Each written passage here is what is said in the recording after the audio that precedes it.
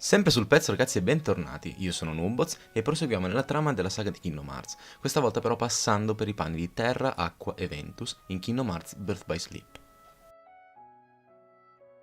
Sono passati circa 1000 anni dalla guerra dei Keyblade e ora ci troviamo nella terra di partenza, luogo in cui i tre protagonisti sono intenti a superare l'esame per ottenere il simbolo maestria e diventare maestri dei Keyblade.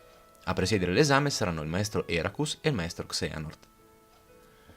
Prima di proseguire nella storia però facciamo una piccola digressione su quest'ultimo. Vedete, anni prima un giovane Xehanort, nato e cresciuto sull'isola del destino, venne avvicinato da un uomo incappucciato, lo stesso che vedremo nelle avventure di Sora. Il link per il video di Kingdom Hearts 1 lo trovate in descrizione. Questo altro non è che una versione di Xehanort del futuro, Ansem, che come ben sappiamo è un Heartless. L'obiettivo di Ansem è quello di viaggiare nel tempo e reclutare 13 frammenti del suo cuore per poter ricreare l'X-Blade, quello che abbiamo visto in Kingdom Hearts Backover e Union X, e aprire la porta di Kingdom Hearts. Al termine del loro viaggio, Xehanort ritorna all'isola, ma la sensazione di quanto il mondo sia piccolo per lui lo porterà a voler viaggiare per poter diventare maestro del Keyblade. Nei suoi allenamenti diventa amico di Eraqus, ma i due, crescendo, cominciano ad avere divergenze. Eraqus infatti sostiene che l'oscurità debba essere distrutta, mentre Xehanort è convinto che questa possa essere controllata e quindi sfruttata.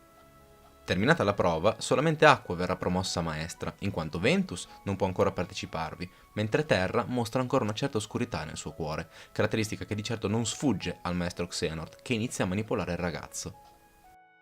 Successivamente, Acqua e Terra vengono mandati in missione da Eraqus, in quanto nei mondi sono cominciate ad apparire delle creature attratte dalla negatività, i Nescience, ed è compito loro eliminarli. Successivamente, il peculiare apprendista di Xehanort, Vanitas, spinge Ventus a seguire l'amico Terra, in quanto viene visto come incline a diventare un'altra persona. Nel loro viaggio, i tre continueranno a seguire le loro rispettive missioni, svelando alcune verità incredibili e soprattutto scoprendo il piano di Xehanort, rivelatosi finalmente come malvagio.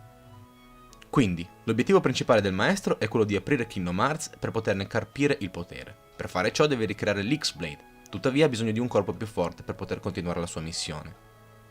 In passato aveva già cercato di trasferire il suo cuore nel corpo di Ventus, ma rivelandosi troppo debole decise di estirpare l'oscurità dal suo cuore e creare Vanitas. Quindi il suo nuovo obiettivo è diventato Terra e attraverso la manipolazione riesce a portare il ragazzo sulla strada dell'oscurità. Eraqus a questo punto vuole impedire il completamento del piano del maestro e tenta di eliminare Ventus, ma viene sconfitto e ucciso proprio da Terra.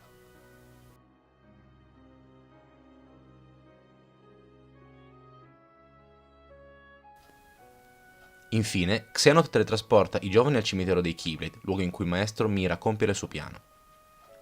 Nel cimitero, Xehanort trasferisce il suo cuore in terra. Il giovane tenta di resistere, ma fallisce.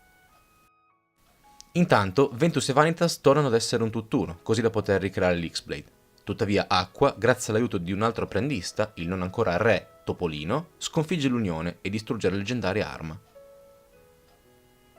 Dopo la battaglia, il cuore di Ventus è andato smarrito e Yen Sid, il maestro di Topolino, capisce che Ventus è caduto in uno stato comatoso in modo tale da guarire in seguito alla perdita del suo cuore. Acqua quindi decide di riportare il giovane nella terra di partenza e seguendo le istruzioni di Eraqus lo trasforma nel castello dell'Oblio, che rivedremo in futuro, così da poter nascondere Ventus durante la sua fase di guarigione.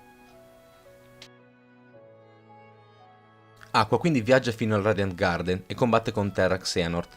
Quest'ultimo, sconfitto, riesce a scappare, ma la resistenza del giovane Terra lo porta a perdere la memoria. Verrà salvato da Ansem il Saggio, che ne farà suo apprendista. Al termine del combattimento, Acqua si ritroverà all'interno del Regno dell'Oscurità, e qui, a sue spese, capirà che il tempo è distorto e non passa come nel Regno della Luce. Gli avvenimenti che riguardano Terra, Acqua e Ventus sono il vero e proprio inizio della storia. Infatti Sora, Riku e Kairi sono i diretti discendenti dei tre guerrieri. Nei loro viaggi, Terra e Acqua entrano in contatto con dei piccoli Riku e Kairi. Il passaggio del Keyblade prevede di norma che il successore entri in contatto con l'arma di un maestro. Per Riku, ciò avviene grazie a Terra, che lo insegnisce di tutti i suoi poteri.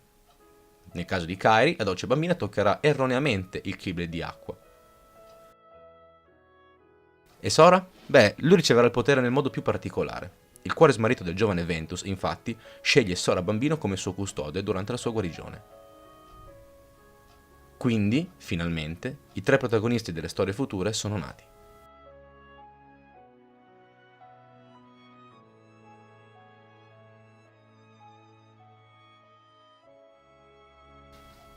Anche questa volta ragazzi il video giunge al termine, ci vedremo ovviamente con il proseguimento della saga di Kingdom Hearts, ma prima di lasciarvi vi invito come sempre a farmi sapere se questi video vi sembrano utili e soprattutto vi permettono di capire effettivamente la trama di Kingdom Hearts, lasciandomi evidentemente un commento qua sotto e iscrivendovi al canale.